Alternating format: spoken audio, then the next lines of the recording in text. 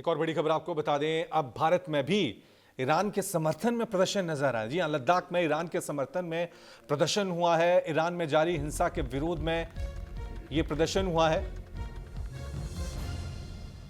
तो हिंसा का विरोध हो रहा है। लद्दाख में ईरान के समर्थन में प्रदर्शन हुआ है। ईरान में जारी हिंसा के विरोध में यह प्रदर्शन हुआ है।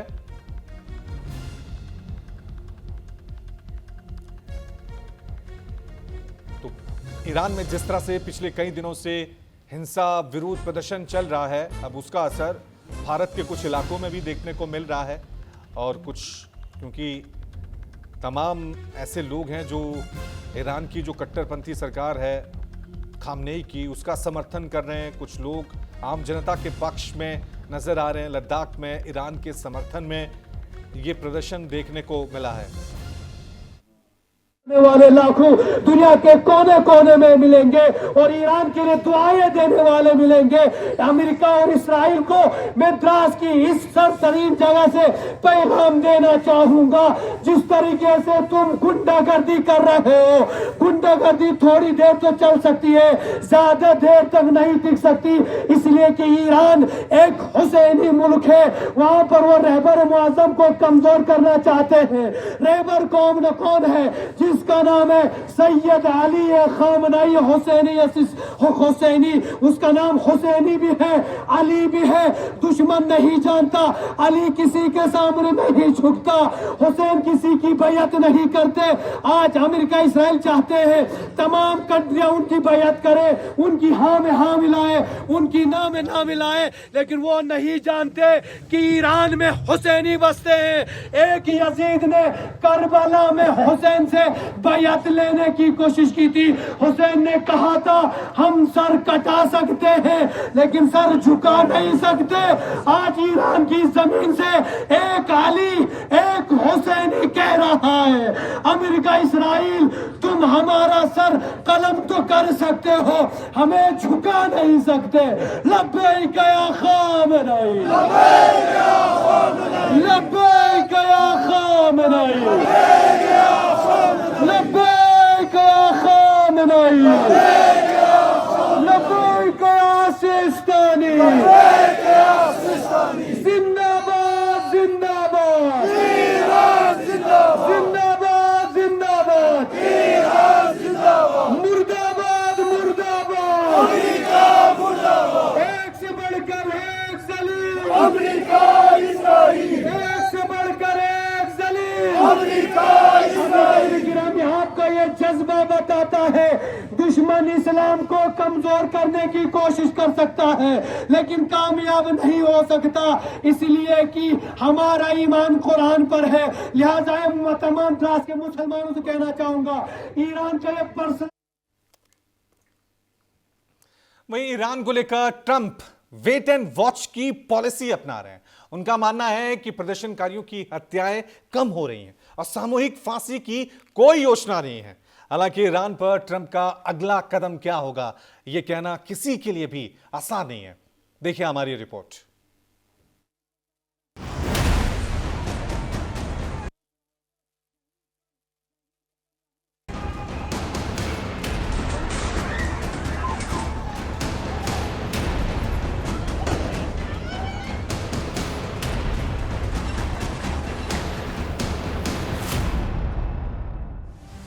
ईरान में जंग की उल्टी गिनती शुरू।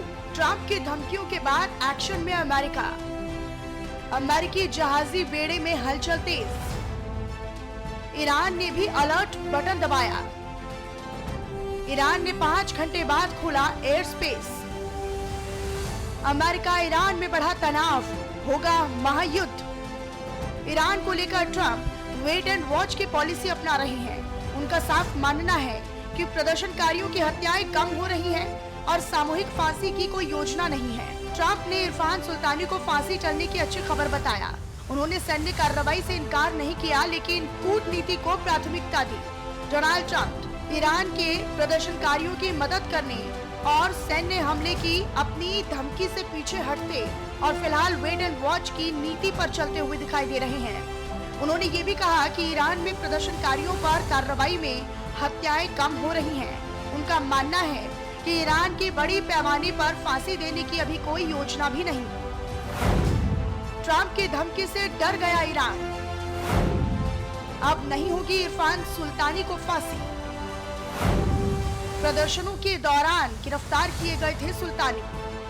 ईरान के सरकारी मीडिया ने गुरुवार को ये बताया कि करज शहर में विरोध प्रदर्शनों के दौरान गिरफ्तार किए गए 26 साल के व्यक्ति इरफान सुल्तानी को मौत की सजा नहीं दी जा रही। बता दें कि सुल्तानी को बुधवार को फांसी दी जानी थी, लेकिन मानवाधिकार संगठन हिंगाओ ने उनके रिश्तेदारों के हवाले से ये बताया कि उसकी फांसी के पूर्व के आदेश को टाल दिया गया। अमेरिकी राष्ट्रपति ट्रंप ने गुरुवार को एक इंटरनेट मीडिया पोस्ट में लिखा कि एक ईरानी प्रदर्शनकारी को अब मौत की सजा नहीं दी जा रही है। ये अच्छी खबर है, उम्मीद है ये जारी रहेगी। हालांकि राष्ट्रपति डोनाल्ड ट्रंप ने संभावित सैन्य कार्रवाई से भी इनकार नहीं किया और कहा कि हम देखेंगे कि क्या प्रक्रिया है। ट्रंप ने कहा कि ईरान के दिवंगत शाह के बेटे और खंडित विपक्ष के प्रमुख नेता रेजा पहलवी बहुत अच्छे व्यक्ति हैं, लेकिन इस बात पर संदेह जताया कि वे ईरान के अंदर समर्थन जुटाकर आखिरकार सत्ता संभाल पाएंगे। राष्ट्रपति ट्रंप ने कहा कि हम भी अभी उस मुकाम तक नहीं पहुंचे हैं। ईरान के खिलाफ अमेरिका की तैयारी। अमेरिका ने ईरान के खिलाफ उठाया बड़ा कदम। नेवी के स्ट्राइक ग्रुप को मिडिल ईस्ट में किया तैनात। ईरान ट्रंप प्रशासन के बीच बढ़े तनाव के बीच फैसला। युद्धपोत और एक अटैक सबमरीन भी भेजी। समुद्री रास्तों पर पड़ेगा तनाव का असर। माना जा रहा है कि इन सैन्य बेड़े की कमान USS Abraham Lincoln aircraft carrier के पास है। इसके साथ कई युद्धपोत और कम से कम एक अटैक सबमरीन भी भेजी जा रही है, जिसे मिडिल ईस्ट पहुंचने में लगभग एक हफ्ते का समय लगेगा। यह तैनाती अमेरिकी सेना के सेंटकॉम इलाके में की जा रही है। ईरान ने कई बार ये धमकी दी है कि अगर उस पर हमला हुआ तो वो इस रास्ते को बंद कर देगा और अगर ऐसा हुआ तो वैश्विक अर्थव्यवस्था ठप हो सकती है। ईरान ने खोला अपना air space, notice to airmen जारी किया। कुछ इंटरनेशनल फ्लाइट्स को अनुमति मिली। ईरान के एयर स्पेस के इस्तेमाल की अनुमति। 5 घंटे तक बंद रहा ईरान का एयर स्पेस।